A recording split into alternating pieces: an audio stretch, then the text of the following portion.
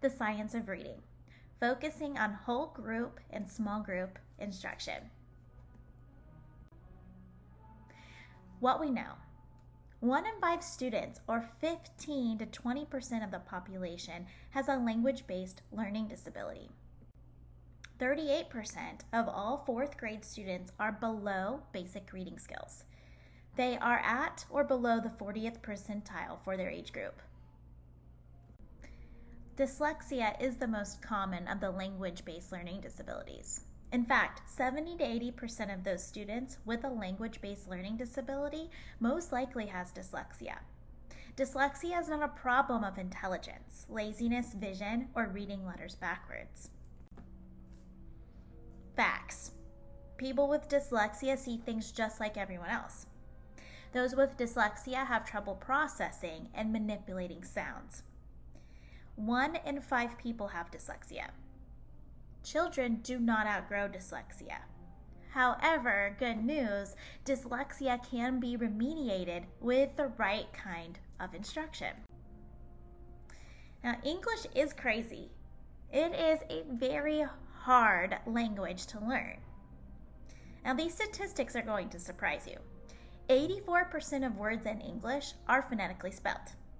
That's right, 84% are phonetically spelled. 16% of words in English are not, but they appear 80% of the time. So go back to that. 84% are phonetically spelled. The 16% that are not appear 80% of the time.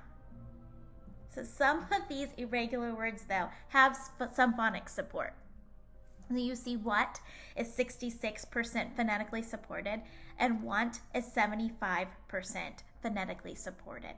That's where we can, if we are intentional about teaching words and the parts that we have to learn by heart, we can still use our phonics skills to read these words and have them become automatic. Here you will see Scarborough's reading rope. It's another helpful theoretical model for the reading process, which it does expand upon the simple view of reading. Scarborough's reading rope provides a meaningful visual representation of the process by which decoding, or you see word recognition, and language comprehension subskills are combined during skillful reading. So you can see the word recognition subskills are each assigned a strand in the rope: phonological awareness, decoding and spelling, and sight recognition. Under language comprehension, you see at the top, we need to build these reading subskills: background knowledge, vocabulary knowledge, language structures, verbal reasoning, and literacy knowledge. Think of these subskills as strands in the reading rope that become stronger and stronger the more tightly the strands are woven together. So as the language comprehension subskills grow and get stronger, you can see that arrow at the very top, it becomes increasingly strategic, right? The reader becomes stronger and strategic.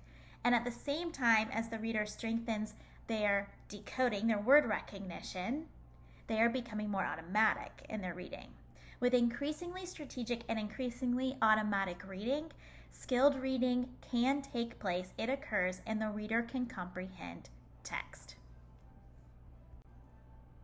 Now, the foundation of reading is not built off of just 1 or 2 little building blocks. There are so many things that take and build the foundation of reading. You need to be strong in phonemic awareness, phoneme graphing correspondences, high-frequency words, phonics, decoding and encoding. Decoding meaning reading, encoding meaning spelling, and connected texts. Connected texts are when we think about decodable readers. Now, in the science of reading, if you've been studying or listening to anything with the science of reading lately, you have been able, or you've probably been hearing a lot about bringing back that decodable text, and we're going to talk about that in a little bit. Now, effective instruction is, how are we being effective in our reading instruction? Well, it's 2 things. It needs to be explicit and it needs to be systematic. Explicit means clear, direct teaching, frequent checks for understanding, active participation, and success for all students. Systematic, logically sequenced, builds on prior knowledge, proceeding in manageable steps, which following a scope and sequence truly helps in being systematic. That is why Phonics First curriculum and our Haggerty curriculum are going to be game changers, especially when we're looking into the science of reading. It's giving us those manageable steps, it's giving us a scope and sequence, and it's building upon each grade level, not just in kindergarten, but following through with each grade level. Now, effective instruction includes opportunities to respond. So each student has multiple opportunities to practice each new skill or concept.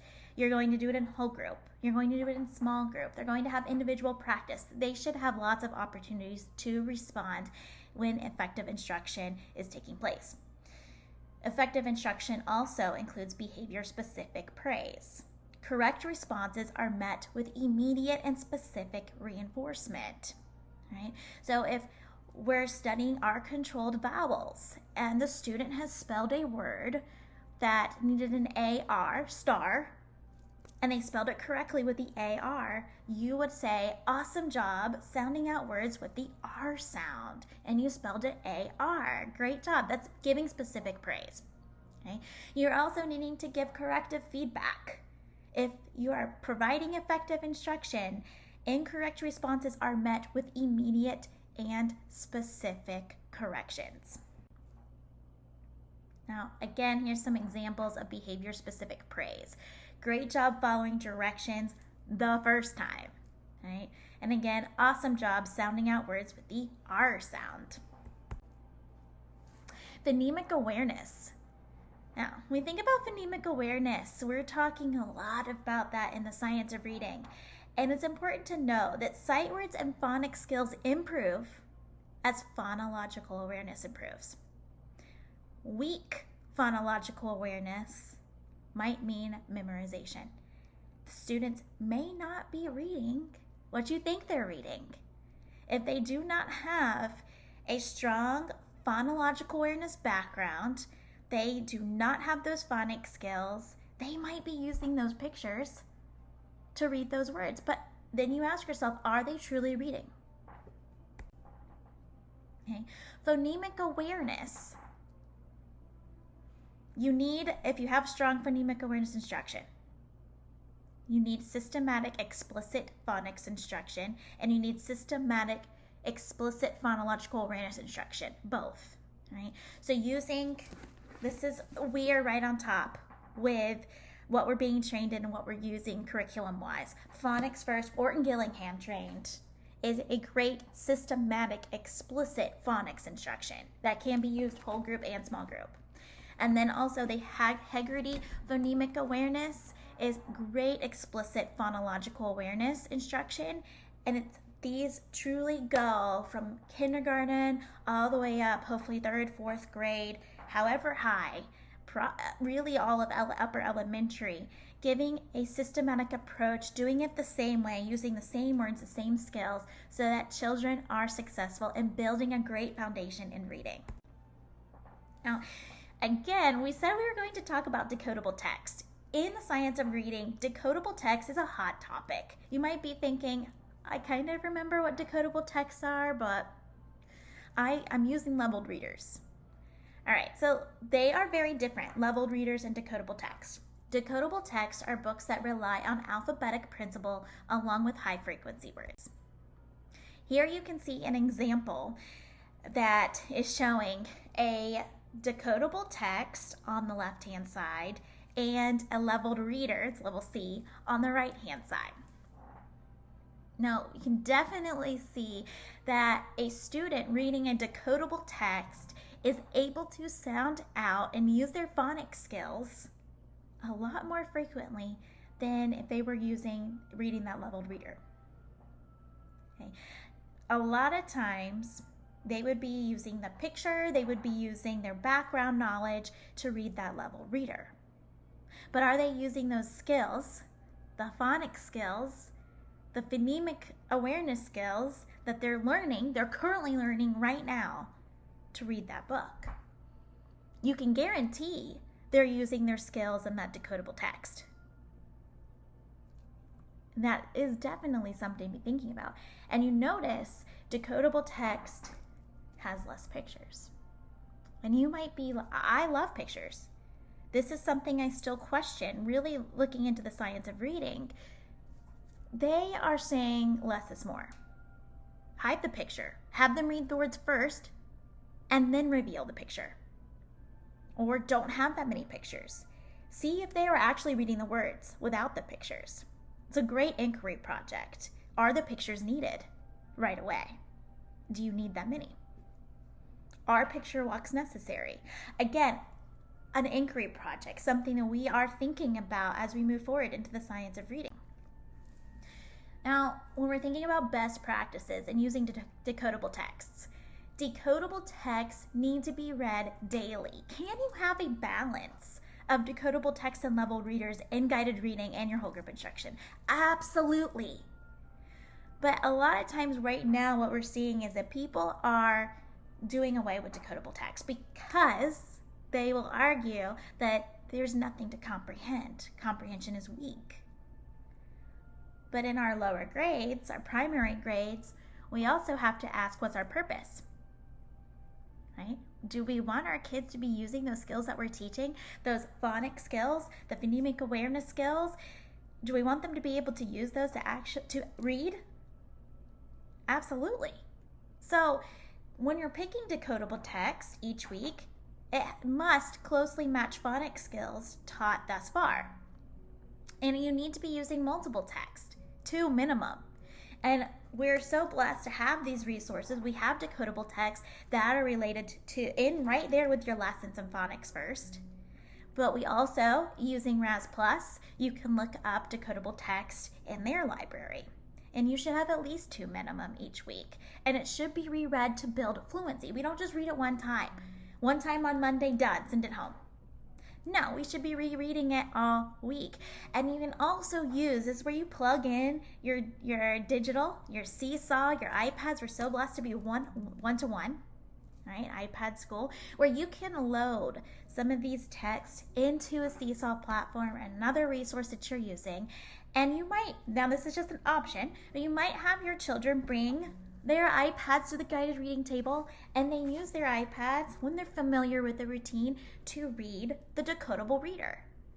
Then you can use paper copies of the same text to send home in their backpack so they can read to their family, they can read to their stuffed animals. And how amazing is that where they've already practiced it, they're already confident readers in that text, and they go home and they're reading to their families confidently. I can promise you that families are going to be excited too. Also, again, revisiting limited pictures. Consider covering the picture up and then having the students read first, and then maybe you reveal the picture once they've been reading. Maybe it's a little bit of a reward. Which makes us think about some of those guided reading strategies, right? In the science of reading, you're going to see a lot more of people rethinking the strategies that they're using at the guided reading table. Now, with unknown words, you might want to think about these strategies. Instead of saying, use the pictures, what do you think it could say, right? Look, say the first sound in the word, say the last sound of the word. Blend. Touch each letter as you say the sound and blend the sounds together. Cut. Is it a bigger word? Can you cut it into smaller parts and then blend it together? Check it. Read just the word. Read the word in the sentence. Check that it makes sense. These are new strategies that would go with the science of reading. Okay, now it is time for routines, your daily practices that you're going to repeat day in and day out. What we need to do. So let's focus on whole group. A lot of whole group and small group are going to relate. You're going to do some of the same things over and over again, maybe in just a different way. But whole group, all children, we need to assess what is missing, and then we teach it. Multisensory. You can do those multisensory activities, the sand writing. Whole group. Make sure that you're using explicit instruction like we talked about early. earlier. What are you teaching? Why are we teaching it? And how are we teaching it? Systematic, taught the same way each time. And it builds upon each other, then analyze and synthesize. Now, we should be blending every day, right? Everybody's using the blending board. Also, if you want to switch it up, there is an app for that. If you look up blending board, see if I can get it up here, on your app store. It was free earlier on the year. I don't know if we can see it. There, it's BL. I click on that, and you have your own blending board on your iPad that you can display, right? Which is super cool. And also a picture that you're looking here, this is a Google Drive, right? You can make slides for your blending boards if you wanted to do it digitally. Now, we should be orthographically mapping our sight words. And these, a lot of times, we'll be working on some heart words, some flash words, heart words. I have made a presentation all about talking about heart words and those high frequency words if you want to review that. We want to make sure we are teaching sight word. We're not just memorizing words. We're talking about it, right? And the word want, let's tap it out. How many sounds do you hear in this word? What's the first sound? What's the last sound? What do you hear in the middle sound? Oh, wait, hold up. In want, we have to remember by heart, in that middle, there's going to be an A, right? We're teaching those words. Also, you're going to be with the phonics first, right? We are so used to, if you've done the training, you know every day, whole group, you are dictating words, dictation with word chains for decoding and encoding practice. You're also dictating sentences. Okay. Talking about small group, moving from whole group to small group instruction, you're going to see a lot of the same things. We can just introduce it a different way or practice it a different way, making sure we're using Alconin boxes, right, for our phonics and word building lessons. Looking closely, building words. It might be a word family. If I'm working on the at word family, right? I'm giving them the word cat, right? K-at. How many sounds? 3. K-at. Using those chips and then maybe writing them, depending on where your students are. Word work is going to look different for all of them. Also at the guided reading table, you can be orthographically mapping high frequency words. You might just pick really, I would say no more than 5 words that you're currently working on. Okay? Maybe 3 that you already know and 1 new word. And you're using that heart word routine. And again, I have made a little presentation on this. I can give you resources if you're interested in it. You are also teaching those sight words at the guided reading table. You're also using word chains for encoding and decoding practice. What's really important looking at this with these word chains is that you're only changing 1 phoneme at a time. The list in phonics first is great, but it's important to sit and plan out your guided reading instruction before you actually give it. Not just turning to the page, like really being intentional. That's the word, intentional when you're planning these guided reading lessons, because you can see the correct way to give word chain practice, to build these words and to read these words is you're only changing 1 phoneme at a time. Right? So if you see sit, I might say it, sit. I'm going to change the first sound. I'm going to take away the S and put a f. What's my new word? Fit. Right? I'm going to take away the f and put a p. What's my new word? Pit, right? Oh, now what if I take the I away and put an O in the middle? What's my new word? Pot, right? What do I do to pot to make it say hot? You can see I am only changing 1 sound at a time. That is the effective way for blending and using those word chains for your encoding and decoding practice. You're changing 1 sound at a time. Make sure that you are writing those words out and really being intentional when you plan them. You may also want to practice vocabulary, right? You definitely need to be practicing the vocabulary words at the guided reading table because, again, there is there is value in balancing those readers out. Yes, you're using decodable text that might have some vocabulary. Look for that vocabulary and talk about it as a group, like navigate.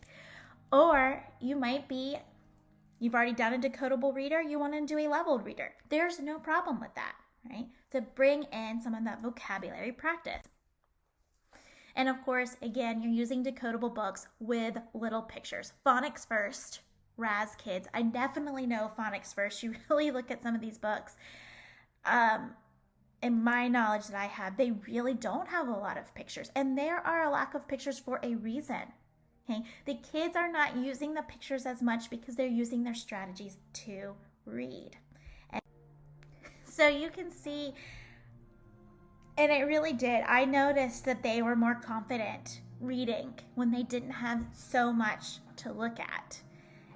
Also, dictation practice. Don't forget, after maybe reading those decodable readers, to have them again take away, the book is away from them, they're not looking at anything. Show them, we're working on the Ed family, right? Show them a picture of bed. Can they dictate that word on their own? Bed. Count out the sounds. B-ed. Can they write it? Are they getting more confident in that word? This is where you're going to assess. And of course, fluency practice. Take it home. Have them take it home, read it to their family, or also you're reading it to a partner during center time. Now it's time for reinforcement. To practice these tactile, this is why BrainSpring, Phonics First, Orton Gillingham, they suggest this tactile, multi-sensory activities for reinforcement to practice these skills, because that foundation piece is so important. And we want to mix it up, okay? We do see this we talk a lot about the magic sand. We love the magic sand. But you can also, and it's encouraged to switch it up. Not always do the same. Of course, and not always do the iPads. But of course, the iPads are another option. Draw with Stars, Magnetic ABC. Those are 2 apps that you can work on word work with. Shaving cream. And I love how, you could definitely just put it on their desks, but use the trays. Use trays for shaving cream as well, not just sand.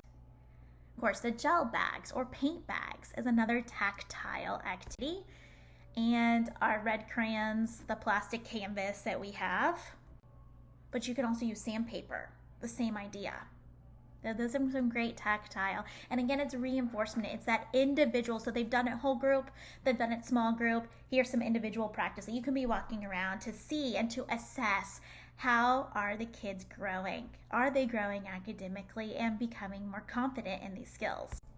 Now, join me in a book study if you wish. This is a fantastic book. I have it right here. Shifting the Balance. 6 ways to bring the science of reading into the balanced literacy classroom. I feel like a lot of us really are balanced literacy teachers. We've been teaching a balanced literacy classroom. Now, a lot of us are probably interested in the science of reading, but you also may like some of the strategies that you're already using. Good news. This book is going to talk about how you can implement both, right? How can you enhance your instruction? Not get rid of don't change everything, but how can we enhance it with some really great research, right? So let this text serve as a tool to help with any misunderstandings and confusion, and may it lead you to some clarity. And remember, this just tugs at your heart, tugs at my heart, and it's a great reminder that we have kids that are so thankful for us. We have families that are so thankful for us, and we do some amazing work, and we are blessed. We are so blessed by it. So thank you. Thank you to all of you coming alongside of me at our great school. We are working so hard because we love children, right? Thank you for loving all children unconditionally, for helping all children run the race of life without giving up, for making all children feel like a winner when they do their best and don't give in, for teaching all children truth with wisdom and understanding, for preparing all children to walk with confidence and courage into a world of endless opportunities, because that's what reading does, right? It opens a world with endless opportunities for them. So let's get better, let's study together, and let's make our reading instruction the best it's ever been. I'm excited about it. I hope you are too.